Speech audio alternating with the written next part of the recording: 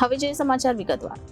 ગુજરાતમાં મોટા પાયે સરકારી અનાજ સગેવગે થઈ રહ્યું છે. આજે નર્મદા તાલુકાના સાગબારામાંથી ગરીબો માટેનું અનાજ વેચી મારવાના કૌભાંડનો પર્દાફાશ કરવામાં આવ્યો છે. આ કૌભાંડનો મુખ્ય સૂત્રધાર સુરત ભાજપનો આગેવાન હોવાનું ખુલ્યું છે. મામલતદાર દ્વારા અનાજના જથ્થા અને ટેમ્પોને સીઝ કરી કાયદેસરની કાર્યવાહી હાથ ધરી છે.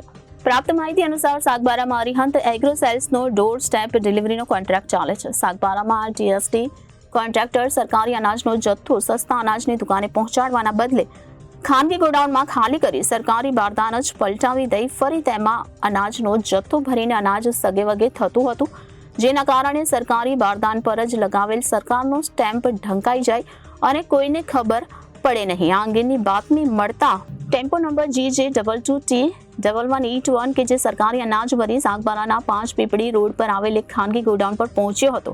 આ ખાનગી ગોડાઉનમાં સરકારી અનાજ ખાલી કરીને પલટી મારવામાં આવતી હતી. આ આખા રેકેટને ઝડપી પાડી અને અનાજ ચોરી કૌભાંડ ખુલ્લું પાડ્યું હતું. તાત્કાલિક મામલતદાર કચેરીની ટીમ ઘટના સ્થળે પહોંચી હતી. તપાસ કરતા ગોડાઉનમાંથી 200 કટ્ટા અનાજનો જથ્થો તેમજ સરકારી અનાજ ભરવા માટે વપરાતા બારદાન મળી આવ્યા હતા.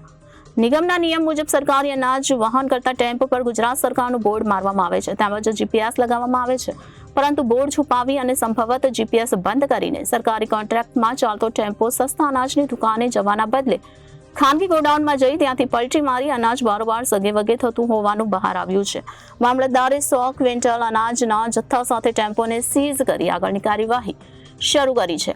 મહત્વની બાબત એ છે કે જે અરિહંત એગ્રો સેલ્સના નામે કોન્ટ્રાક્ટ હતો તેનો પ્રોપ્રાઇટર મનીષ શાહ સુરત ભાજપ જિલ્લા યુવા મોરચાનો મહામંત્રી છે. રાજકીય લાગવત તેમજ પૈસાના જોરે નર્મદા સહિત ભરૂચ, વલસાડ, તાપી, છોટાઉદેપુર, ગાંધીનગર જિલ્લામાં કોન્ટ્રાક્ટ મેળવી લઈ અધિકારીઓને દબડાવી અથવા તો સાઠગાંઠ કરી અનાજ ચોરી કરવાનું મોટું રેકેટ ચલાવી રહ્યો છે.